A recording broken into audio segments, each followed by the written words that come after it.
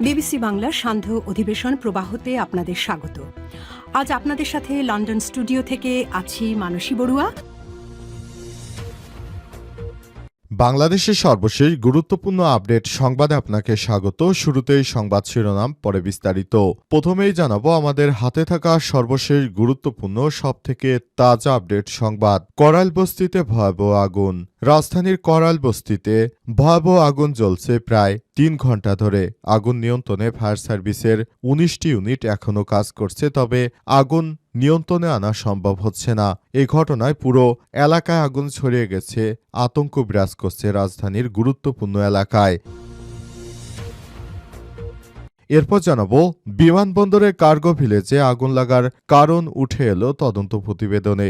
ঢাকার হযরত শাহজালাল আন্তর্জাতিক বিমানবন্দরে কার্গো ভিলেজে পণ্য রাখার স্থানে বৈদ্যুতিক শক সার্কিট থেকে আগুন লেগেছিল বলে জানিয়েছে প্রধান উপদেষ্টার প্রেস সচিব শফিকুল আলম। আজ ফরেন সার্ভিস একাডেমির মিলনায়তনে এক ব্রিফিংয়ে তিনি এসব কথা বলেন।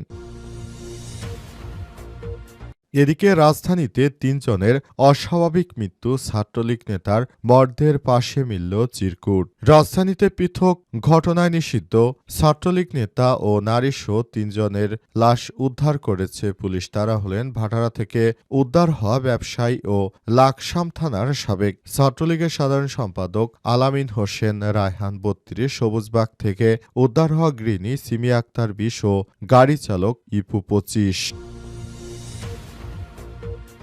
জানাবো ভবিষ্যতে দুদককেও চাপ দিলে তার নাম প্রকাশ করে দেওয়া হবে বলেন দুদকের চেয়ারম্যান। দুদকের চেয়ারম্যান মোহাম্মদ আব্দুল মোমেন জানিয়েছেন, দুর্নীতির তদন্ত বা অনুসন্ধান বাধাগ্রস্ত করতে দুর্নীতি দমন কমিশন দুদক ভবিষ্যতে কেউ চাপ প্রয়োগ করলে তার নাম প্রকাশ করা হবে বলে জানিয়েছে সংস্থাটির চেয়ারম্যান মোহাম্মদ আব্দুল মোমেন। তিনি বলেন, আমাদেরকে চাপ প্রয়োগ করে আপনারা দুর্নীতি থেকে পার পাবেন না। যদি কেউ এই ধরনের কর্মকাণ্ড করে তাহলে তার বিরুদ্ধে আমরা সর্বোচ্চ ব্যবস্থা গ্রহণ করব। এবং সর্বশেষ জানাবো টাঙ্গাইলে বিএনপিতে অস্থিরতা, ৩০ মিনিটে গুরুত্বপূর্ণ ৪ নেতার পদত্যাগ। টাঙ্গাইলের সখীপুর উপজেলায় বিএনপিতে হঠাৎ করেই দেখা দিয়েছে বড় ধরনের অস্থিরতা। মাত্র ৩০ মিনিটের ব্যবধানে উপজেলা ও বিভিন্ন ইউনিয়ন বিএনপির ৪ জন গুরুত্বপূর্ণ নেতা স্বেচ্ছায় পদত্যাগ করেছেন। আজ দিবাগত রাত ১:৩০টার দিকে সামাজিক যোগাযোগ মাধ্যম ফেসবুকে তাদের পদত্যাগপত্র প্রকাশ হওয়ার পর এলাকায় ব্যাপক আলোচনা সমালোচনা শুরু হয়েছে। প্রিয় দর্শক, এতক্ষণ শুনছিলেন সংবাদ শিরোনাম, এবারে বিস্তারিত। তবে তার আগে বন্ধুরা অনুরোধ থাকবে এই সংবাদটিতে একটি লাইক দিন। এই চ্যানেলে আপনি নতুন হয়ে থাকলে আমাদের সংবাদটি দেখতে দেখতে চ্যানেলটি সাবস্ক্রাইব করে রাখুন। কমেন্ট করে বন্ধুরা আপনার মূল্যবান মতামত জানিয়ে দিন আপনি বিশ্বের কোন দেশ থেকে বা বাংলাদেশের কোন স্থান থেকে আমাদের সংবাদটি দেখছেন এবং শুনছেন। আর বন্ধুরা সংবাদটি আপনার সোশ্যাল মিডিয়া ফেসবুকে শেয়ার করে বন্ধুদেরও দেখার সুযোগ করে দিন। গাজা যুদ্ধে আপনি যদি নিরীহ ফিলিস্তিনিদের ভালোবেসে থাকেন, কমেন্টে ইয়েস লিখে বিশ্ববাসীকে জানিয়ে দিন। এবারে বিস্তারিত। রাজধানীর করাইলবস্তিতে ভয়াবহ আগুন। রাজধানীর করাইলবস্তিতে অগ্নিকাণ্ডের ঘটনা ঘটেছে মঙ্গলবার ২৫শে নভেম্বর বিকাল ৫:৩০টার দিকে। এই আগুন লাগার ঘটনা ঘটে। Fire service and civil defence জানিয়েছে ৫:২২ মিনিটে খবর পেয়ে আগুন নেভাতে ১৬টি ইউনিট কাজ করছে। ফায়ার সার্ভিসের ডিউটি অফিসার রাশেদ বিন খালিদ গণমাধ্যমকে বলেছেন, বিকাল ৫:২২ মিনিটে আগুন লাগার খবর পেয়ে প্রথমে ১১টি ইউনিট ঘটনাস্থলে পৌঁছে আগুন নিয়ন্ত্রণে কাজ শুরু করে। পরে আরও ৫টি ইউনিট আগুন নিয়ন্ত্রণে যোগ দেয়। বর্তমান সেখানে ১৭টি ইউনিট কাজ করছে। তাৎক্ষণিকভাবে আগুন লাগার সঠিক কারণ এখনও জানা যায়নি।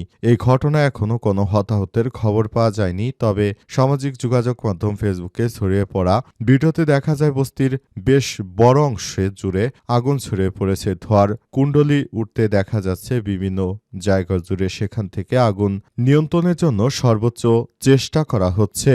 এ অবস্থায় এখনও আগুন পুরোপুরি নিয়ন্ত্রণে আনা যায়নি। তবে ফায়ার সার্ভিসের সদস্যরা সম্পূর্ণ চেষ্টা এখনও চালিয়ে যাচ্ছে এবং তারা জানিয়েছে এই ধরনের চেষ্টা তারা অব্যাহত রাখবে এবং ভবিষ্যতে যেন কোনো ধরনের অনাকাঙ্ক্ষিত ঘটনা না ঘটে সেজন্য তারা আরও বেশি প্রচেষ্টা চালিয়ে যাচ্ছে। তাদের ধারণা দ্রুততম সময়ের মধ্যে তারা আগুন নিয়ন্ত্রণে আনতে সর্বোচ্চ কাজ করবে। বিমানবন্দরে কার্গো ভিলেজে আগুনের কারণ উঠে এলো তদন্ত প্রতিবেদনে। ঢাকার হজরত শাহজালাল আন্তর্জাতিক বিমানবন্দরে কার্গো ভিলেজে পণ্য রাখার স্থানে বৈদ্যুতিক শক সার্কিট থেকে আগুন লেগেছিল বলে জানিয়েছে প্রধান উপদেষ্টার প্রেস সচিব শফিকুল আলম। আজ ফরেন সার্ভিস একাডেমির মিলনায়তনে এক ব্রিফিংয়ে তিনি এমনটা জানিয়েছেন। তদন্ত প্রতিবেদনে সব তথ্য উঠে এসেছে বলে জানিয়েছে প্রেস সচিব। এদিন বিকালে প্রধান উপদেষ্টা ডক্টর ইউনূসের কাছে তদন্ত প্রতিবেদন হস্তান্তর করে বিষয়টি নিশ্চিত করা হয়েছে। হজরত শাহজালাল আন্তর্জাতিক বিমানবন্দরে কার্গো ভিলেজে পণ্য রাখার স্থান বৈদ্যুতিক শক সার্কিট থেকে আগুন লেগেছে। আজ প্রেস সচিব বলেছেন, হজরত শাহজালাল আন্তর্জাতিক বিমানবন্দরের কার্গো কমপ্লেক্সে গত মাসের 18 তারিখে একটা ভয়াবহ অগ্নিকাণ্ড হয়েছিল। এই অগ্নিকাণ্ডের তদন্ত রিপোর্ট আজ পেশ করা হয়েছে। তিনি আরও বলেন, তদন্ত কমিটি পেয়েছে যে বিভিন্ন কুরিয়ার এজেন্সির জন্য নির্ধারিত 48টি ছোট বড় লোহার খাঁচার অফিস ছিল কুরিয়ার শেডের ভেতরে। অফিস এলাকায় ফায়ার অ্যালার্ম, স্মোক ডিটেক্টর ও স্পিলাং ছিল না। আপনি জানেন, স্পিলাং দিয়ে পানি দেয়া হয়। কোনো অগ্নি নির্বাপক বা হাইড্যান্ট ছিল না। কোনো ধরনের নিয়মের তোয়াক্কা এবং সতর্কতা ছাড়াই পলিথিনে মোড়ানো কাপড়ের রোল, রাসায়নিক পদার্থ সংকুচিত বোতলের পারফিউম এবং বডি স্প্রে, ইলেকট্রনিক্স জিনিসপত্র, ব্যাটারি, ওষুধজাত পণ্যের কাঁচামালের মতো দাহ্য পণ্য সেখানে স্তূপ করে রাখা হয়েছিল। প্রতিবেদনে 97 জন সাক্ষীর মৌখিক ও লিখিত সাক্ষ্য জমা দেওয়া হয়েছে। শফিকুল আলম আরও বলেন, এটা কোনো নাশকতা ছিল না। বৈদ্যুতিক আর্কিং এবং শর্ট সার্কিটের কারণে এই আগুনটা লেগেছে। শর্ট সার্কিটের কারণে কুরিয়ার শেডের বর্ধিত অংশের উত্তর পশ্চিম কোণের পাশাপাশি অবস্থিত কয়েকটি কুরিয়ার খাঁচার মধ্যবর্তী স্থানে অগ্নিকাণ্ডের সূত্রপাত হয়। তুরস্ক থেকে আগত বিশেষজ্ঞ দল, বুয়েট বিশেষজ্ঞ, অগ্নি নির্বাপক এবং বিশেষজ্ঞ এবং সিআইডির ফরেনসিকের প্রতিবেদনে উল্লেখিত নিশ্চিত করা হয়েছে।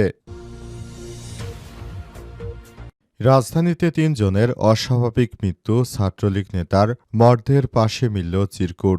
রাজধানীর পৃথক ঘটনায় নিষিদ্ধ ছাত্রলীগ নেতা ও নারীসহ 3 জনের লাশ উদ্ধার করেছে পুলিশ। তারা হলেন ভাটারা থেকে উদ্ধার হওয়া ব্যবসায়ী ও লাকসাম থানার সাবেক ছাত্রলীগের সাধারণ সম্পাদক আলামিন হোসেন রায়হান 32, সবুজবাগ থেকে উদ্ধার হওয়া গৃহিণী সিমি আক্তার 20 এবং গাড়ি চালক ইপু 24। আজ 24শে নভেম্বর দিবাগত মধ্যরাত থেকে মঙ্গলবার ভোর পর্যন্ত পৃথক জায়গা থেকে 3টি মরদেহ উদ্ধার করে সংশ্লিষ্ট থানা পুলিশ। এরপর ময়নাতদন্তের জন্য লাশগুলো ঢাকা মেডিকেল কলেজ মর্গে পাঠানো হয়েছে।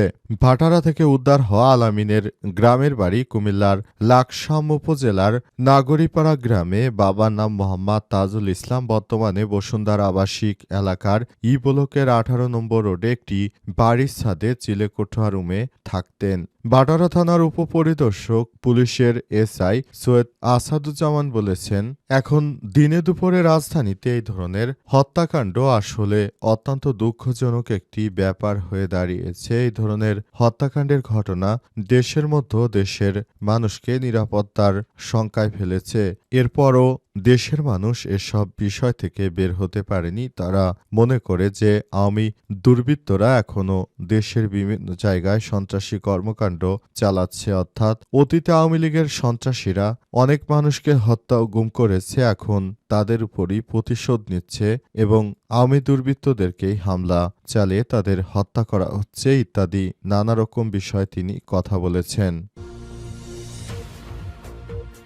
ভবিষ্যতে দুদককে কেউ চাপ দিলে তার নাম প্রকাশ করা হবে বলেন দুদক চেয়ারম্যান। দুর্নীতি তদন্ত বা অনুসন্ধানে বাধাগ্রস্ত করলে দুর্নীতি দমন কমিশনকে দুদক ভবিষ্যতে কেউ চাপ প্রয়োগ করলে তার নাম প্রকাশ করে দেওয়া হবে বলে জানিয়েছে সংস্থাটির চেয়ারম্যান মোহাম্মদ আব্দুল মোমেন। দুদকের প্রতিষ্ঠাবার্ষিকী উপলক্ষে আজ 25শে নভেম্বর সেগুনবাগিচায় দুদকের সম্মেলন কক্ষে এক মতবিনিময় সভায় তিনি এসব কথা বলেছেন। এই মন্তব্য করেন সভায় দুদকের কমিশনার মিয়া মোহাম্মদ আলী আকবর আজিজ এবং ব্রিগেডিয়ার জেনারেল অবসরপ্রাপ্ত হাফিজ আহসান ফরিদ ও সচিব মোহাম্মদ খালেদ রহিম উপস্থিত ছিলেন। দুদকের অযাচিত চাপ প্রয়োগ করা হয় কিনা এমন প্রশ্নের জবাবে চেয়ারম্যান আরও বলেছেন, দুদকে যারা অযাচিত চাপ প্রয়োগ করবে আগামীতে তাদের নাম আমরা প্রকাশ করে দেব। তারা বিএনপি বা আওয়ামী লীগের যেই হোক না কেন, আমাদের উপর যদি তারা চাপ প্রয়োগের চেষ্টা করে তাহলে তাদেরকে কোনোভাবেই ছাড় দেওয়া হবে না। দুদক হচ্ছে একটি স্বতন্ত্র প্রতিষ্ঠান। দুদকের